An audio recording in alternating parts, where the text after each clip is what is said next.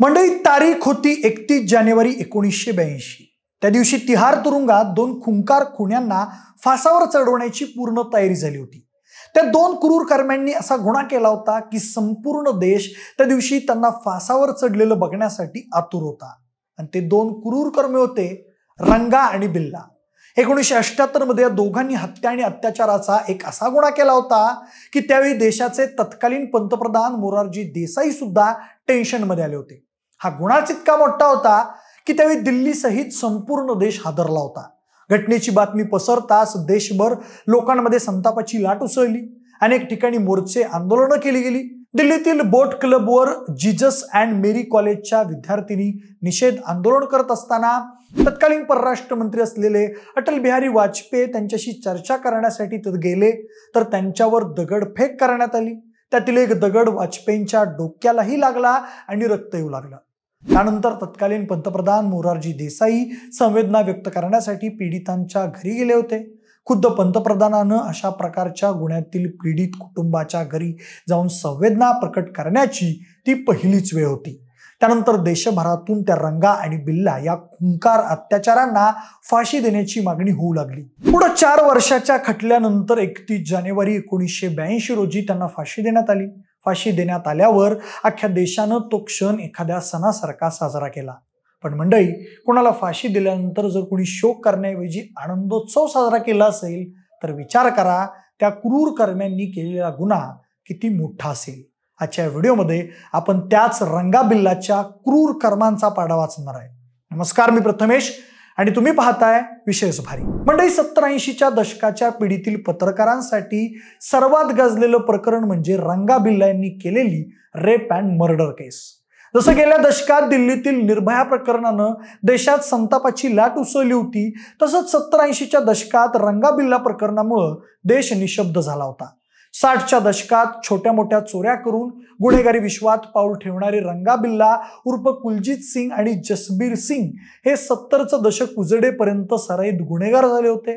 तशातच एका गुन्ह्यांमधून वाचण्यासाठी ते मुंबईवरून दिल्लीला पळून आले होते, पण तिथं येऊनही ते नराधम गप्प बसले नाहीत। 26 ऑगस्ट 1978 रोजी रंगा आणि बिल्लानं भारतीय नेव्ही ऑफिसर मदन मोहन चोप्रा यांची मुलं गीता आणि संजय यांचं अपहरण करून त्यांची हत्या केली होती। अपहरणाच्या 2 दिवसानंतर 28 ऑगस्टला दोन्ही मुलांचे मृतदेह आढळून आले होते। त्या प्रकरणानं तेव्हा दिल्लीच्या जनतेची अक्षरशः झोप उडाली होती। म्हणजे त्यावेळेच्या न्यूजपेपर्स मधून मिळालेल्या उपलब्ध माहितीनुसार गीता आणि संजय ही दोन्ही मुलं दिल्लीतील धौला कुवा भागातल्या ऑफिसर्स क्वार्टर्स मधून शनिवारी म्हणजेच 26 ऑगस्ट 1978 रोजी संध्याकाळी 6 वाजता ऑल इंडिया रेडिओमध्ये जाण्यासाठी निघाली होती। ऑल इंडिया रेडिओवरच्या युवावाणी कार्यक्रमात त्यांचा एक शो होता। त्या 2 मुलांपैकी गीता ही 16 वर्षांची होती आणि ती जीजस अँड मेरी कॉलेजमध्ये कॉमर्सच्या 2य वर्षात शिकत होती। तर गीतासोबत तिचा भाऊ संजय होता। संजय 14 वर्षांचा होता आणि तो 10वीत शिकत होता। त्या दिवशी संध्याकाळी वातावरण ढगाळ होतं आणि सकाळपासूनच अधूनमधून पाऊस पडत होता। शो झाल्यानंतर त्यांचे वडील कॅप्टन चोप्रा त्या दोघांना आकाशवाणीच्या गेटवरून पिक करतील आणि घरी घेऊन जातील असं ठरलं होतं। पण ज्यावेळी कॅप्टन चोप्रा रात्री 9 वाजता आकाशवाणीच्या गेटवर पोहोचले तर तिथं त्यांची दोन्ही मुलं नव्हती।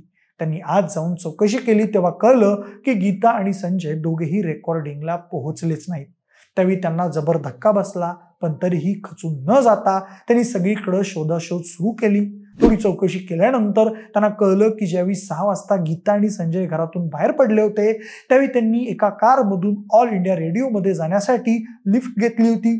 त्यानंतर त्यांनी त्या कारचा शोध सुरू केला, पण दुर्दैवानं त्या दोन्ही भावंडांना लिफ्ट दिली होती ती मुंबईहून दिल्लीला पळून आलेल्या रंगा बिल्ला यांनी। कुणाला तरी किडनॅप करायचं आणि त्यांच्याकडून खंडणी उकळायची असा त्यांचा प्लॅन होता। दरम्यान त्या दोन्ही मुलांच्या आई वडिलांकडे खूप पैसे असतील असा विचार करून त्यांनी त्या दोन्ही मुलांना लिफ्ट दिली आणि किडनॅप केलं। पण पुढं रंगा आणि बिल्ला यांना कळालं की त्या मुलांचे वडील नेव्हीमध्ये ऑफिसर आहेत। तेव्हा त्यांनी त्या दोघांची हत्या केली।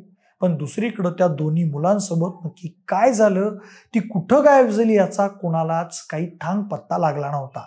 हाय प्रोफाईल केस असल्यामुळं दिल्ली आणि आसपासच्या राज्यातील पोलिसांनी संपूर्ण ताकदीनिशी त्या मुलांचा शोध सुरू केला। दरम्यान भगवान दास नावाच्या एका व्यक्तीनं पोलिसांना सांगितलं की जवळपास 6:30 वाजता लोया हॉस्पिटल जवळ वेगानं जाणारी एक फियाट माझ्या स्कूटर जवळून गेली. मला एका मुलीची किंचाळी ऐकू आली, त्यामुळे मी स्कूटरचा वेग वाढून कार जवळ गेलो. कारमध्ये पुढच्या सीटवर 2 जण बसले होते आणि मागच्या सीटवर एक मुलगा आणि एक मुलगी होती. लाल सिग्नलवर कारचा वेग कमी झाला तेव्हा मी ओरडून काय चाललंय असं त्यांना विचारलं. तेव्हा मुलानं खिडकीपाशी येत रक्ताने माखलेला आपला टी-शर्ट दाखवला, तर मुलगी मागून ड्रायव्हरचे केस ओढत होती. ड्रायव्हर एका हातानं गाडी चालवत होता आणि दुसऱ्या हाताने मुलीवर चाकूने वार करत होता. तोपर्यंत पार्क स्ट्रीटच्या क्रॉसिंगवर सिग्नल तोडून गाडी वेगानं पुढे गेली. पुढे त्यानं पोलिसांना गाडीचा नंबरही सांगितला. तो होता HRK 8930. त्यानंतर पोलिसांना त्या 2 मुलांसोबत साधारण काय झालं असेल याचा अंदाज यायला लागला, म्हणून त्यांनी तात्काळ सूत्र हलवून ते गाडीच्या मूळ मालकापर्यंत पोहोचले. त्यावेळी कळलं की हा जो गाडी नंबर होता तो खोटा होता. त्या नंबरची गाडी दिल्लीत नव्हतीच. दरम्यान रंगा आणि बिल्ला त्या 2 भावंडांना घेऊन गाडीतून बुद्धा गार्डनकडे घेऊन गेले. त्यांनी तिथं एका सामसूम असलेल्या रस्त्यावर गाडी थांबवली. त्यानंतर विरोध करणाऱ्या संजयचा खून केला आणि त्यानंतर गीता चोप्रावर अत्याचार करून तिची हत्या केली. पुढे तिचा मृतदेह उचलून झुडपांमध्ये फेकून दिला. घटनेनंतर रंगा आणि बिल्ला दिल्लीतून आधी मुंबईला पळाले आणि मग तिथून आग्र्याला गेले. पुढे पोलिसांना तिसऱ्या दिवशी म्हणजेच 28 ऑगस्टला त्या दोघांचे मृतदेह घटनास्थळी मिळाले. पोलिसांनी दोघांच्या बॉड्या पोस्टमॉर्टमसाठी पाठवून दिल्या. त्यानंतर पोस्टमॉर्टम रिपोर्टमध्ये हे स्पष्ट झालं की गीता चोप्राच्या शरीरावर 5 वार करण्यात आले होते आणि तिच्यावर अत्याचार झाला होता. तर संजयच्या शरीरावर वार केल्याच्या एकूण 21 खुणा होत्या. गीताच्या पॅन्टच्या खिशात तिचं आय कार्ड होतं. त्यांच्याजवळ एक पाकिटही सापडलं, त्यात 17 रुपये होते. म्हणजे त्यानंतर ही बातमी सबंध देशभर पोहोचली. इतक्या वाईट पद्धतीनं एका मुलाची हत्या व त्याच्या बहिणीचा रेप अँड मर्डर केल्याच्या त्या घटनेनं दिल्लीसह देश हादरून गेला. अनेक ठिकाणी मोर्चेही निघाले. तत्कालीन पंतप्रधान मोरारजी देसाई यांना जेव्हा त्या घटनेबाबत माहिती मिळाली तेव्हा त्यांनाही धक्का बसला होता, कारण देशातील एका मोठ्या सैन्य अधिकाऱ्याची ती मुलं होती. त्यावेळी देशभरात लोकांमध्ये संताप बघायला मिळत होता. रस्त्यांवर आणि संसदेत मोरारजी देसाई सरकारवर भयंकर टीका झाली. तेव्हा मोरारजी देसाई यांनी त्या घटनेची कसून चौकशी करण्याचे आदेश दिले. दरम्यान दिल्लीतील बोट क्लबवर जीजस अँड मेरी कॉलेजच्या विद्यार्थिनींनी घटनेचा निषेध म्हणून आंदोलन केलं आणि त्या आंदोलनाला भेट द्यायला गेलेले तत्कालीन परराष्ट्र मंत्री अटल बिहारी वाजपेयी यांच्यावर दगडफेक करण्यात आली. त्यातील एक दगड वाजपेयींच्या डोक्याला लागला आणि त्यातून रक्त येऊ लागलं. म्हणजे त्यानंतर लोक प्रचंड संतापून गेले होते. कुणीही कुणाचं काहीच ऐकायच्या मनस्थितीत नव्हतं. त्यानंतर पंतप्रधान मोरारजी देसाई संवेदना व्यक्त करण्यासाठी पीडितांच्या घरी गेले. दरम्यानच्या काळात पोलीस सातत्यानं रंगा आणि बिल्ला यांचा शोध घेत होते. त्यासाठी सगळ्या यंत्रणा कामी लागल्या होत्या. पोलीस मागावर असल्याची खबर लागल्यापासून रंगा बिल्ला घाबरले आणि दुसऱ्या शहरांमध्ये पळू लागले. ते पहिल्यांदा दिल्लीवरून मुंबईला गेले. नंतर 8 सप्टेंबरला मुंबईवरून आग्र्याला जाण्यासाठी ते कालका मेलमधल्या अशा बोगीत चढले जी लष्कराच्या जवानांसाठी राखीव होती. तिथं त्या जवानांशी त्या दोघांचं भांडण झालं. म्हणजे जवानांनी त्यांना त्यांचं आय कार्ड मागितलं. त्यावेळी रंगानं बिल्लाला म्हटलं की यांना भरलेलं आय कार्ड देऊन टाक. त्यांच्या त्या पद्धतीच्या बोलण्यावरून जवानांना संशय आला की काहीतरी काळं बेर आहे. दरम्यान त्यातल्याच एकाचा फोटो कुणीतरी जवानानं पेपरमध्ये बघितल्याचं त्याला आठवलं. पुढे संशयावरून जवानांनी त्या दोघांनाही बांधलं आणि दिल्ली स्टेशनवर आल्यावर पोलिसांच्या ताब्यात दिलं. पुढे पोलिसांनी त्यांच्यावर गुन्हे दाखल करून कोर्टात हजर केलं. पण तरीही सर्व पुराव्यांनिशी त्यांना शिक्षा ठोठवायला 4 वर्ष जावी लागली. शेवटी हायकोर्टानं त्यांना फाशीची शिक्षा सुनावली. त्यानंतर रंगा बिल्ला सुप्रीम कोर्टात गेले, पण सुप्रीम कोर्टानं सुद्धा त्यांची फाशीची शिक्षा कायम ठेवली. त्या दोघांबद्दल देशाच्या जनतेत इतका रोष होता की राष्ट्रपती नीलम संजीव रेड्डी यांनी सुद्धा त्या दोघांची दया याचिका फेटाळली आणि अखेर 31 जानेवारी 1982 साली रंगा आणि बिल्लाला फाशी देण्यात आली. रंगा आणि बिल्ला दोघांपैकी एकाचेही कुटुंबीय त्यांचे मृतदेह घेण्यासाठी त्यावेळी पुढाले नाहीत.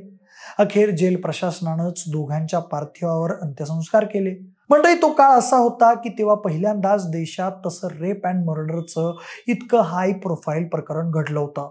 तेव्हा काही पत्रकारांनी फाशी दिलेल्या रंगा आणि बिल्लाला फाशी देण्यासाठी भेटण्याची, त्यांचा इंटरव्ह्यू घेण्याची इच्छा व्यक्त केली होती, पण तत्कालीन सरकारनं त्यांना परवानगी नाकारली होती. त्यानंतर ते पत्रकार सुप्रीम कोर्टामध्ये गेले आणि सुप्रीम कोर्टाने मात्र त्यांना इंटरव्ह्यू घेण्यास परवानगी दिली. सुप्रीम कोर्टाच्या निर्देशानुसार ते पत्रकार या कैद्यांचे इंटरव्ह्यू घेण्यासाठी जेलमध्ये गेले. तेव्हा त्यातील एक पत्रकार सांगतात की रंगानं आम्हाला भेटण्यास नकार दिला, मात्र बिल्ला आमच्याशी जवळपास 20 मिनिटं बोलला. तो आमच्याशी बोलत होता तेव्हा त्याचं संपूर्ण शरीर थरथर कापत होतं. तो शेवटपर्यंत हेच म्हणत होता की देवाला माहिती आहे मी हा गुन्हा केलेला नाही, मला फसवण्यात आलाय. मात्र त्याच्या बॉडी लँग्वेजवरून तो खोटं बोलत असल्याचं स्पष्ट दिसत होतं. मंडळी, त्याच्या दुसऱ्याच दिवशी त्यांना फाशी देण्यात आली. त्यांना फाशी दिल्यानंतर देशभरातील लोकांचा संताप थोडा कमी झाला.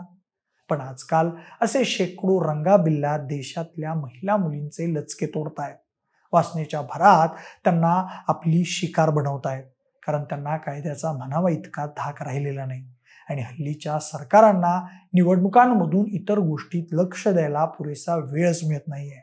असो, कधी ना कधी पुन्हा एकदा देशात कायद्याचं राज्य प्रस्थापित होईल ही आशा बाळगूयात. बाकी तुम्हाला हा व्हिडिओ कसा वाटला ते आम्हाला कमेंटद्वारे नक्की कळवा. सोबतच आपल्या विशेषभर या YouTube चॅनलला देखील सबस्क्राईब करायला विसरू नका. धन्यवाद.